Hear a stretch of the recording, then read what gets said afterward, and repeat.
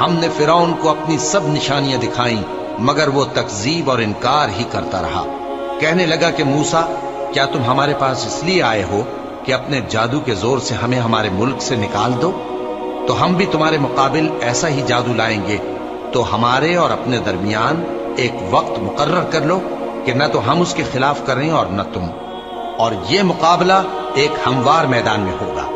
موسیٰ نے کہا کہ آپ کے لیے یوم زینت کا وعدہ ہے، اور یہ کہ لوگ اس روز دن چڑھے اکٹھے ہو جائیں۔ تو فرعون لوٹ گیا اور اپنے سامان جمع کر کے پھر آیا۔ موسیٰ نے ان جادوگروں سے کہا کہ یہ تمہاری بربادی ہوگی، اللہ پر جھوٹ نہ باندھو، وہ تمہیں عذاب سے فنا کر دے گا، اور جس نے جھوٹ باندھا وہ نامراد رہا۔ تو وہ باہم اپنے معاملے میں جھگڑنے اور چپ کے سرگوشی کرنے لگے۔ کہنے لگے، یہ دونوں جادوگر ہیں، چاہتے ہیں کہ اپنے جادو کے زور سے تم کو تمہارے ملک سے نکال دیں اور تمہارے بہترین مذہب کو نابود کر دیں۔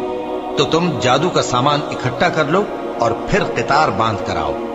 آج جو غالب رہا وہی کامیاب ہوا۔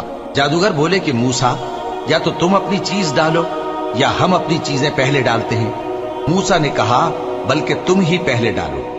جب انہوں نے چیزیں ڈالی تو یکا یک ان کی رسیاں اور لاٹھیاں موسیٰ کے خیال میں ایسی آنے لگیں کہ وہ میدان میں ادھر ادھر دوڑ رہی ہیں۔ اس وقت موسیٰ نے اپنے دل میں خوف محسوس کیا۔ ہم نے کہا، خوف نہ کرو، بلا شبہ تم ہی غالب رہو گے، اور جو چیز یعنی لاٹھی تمہارے داہنے ہاتھ میں ہے اسے ڈال دو، کہ جو کچھ انہوں نے بنایا ہے اس کو وہ نگل جائے گی۔ جو کچھ انہوں نے بنایا ہے یہ تو جادوگروں کے ہتھ کنڈے ہیں، اور جادوگر جہاں بھی جائے کامیاب نہیں ہوگا۔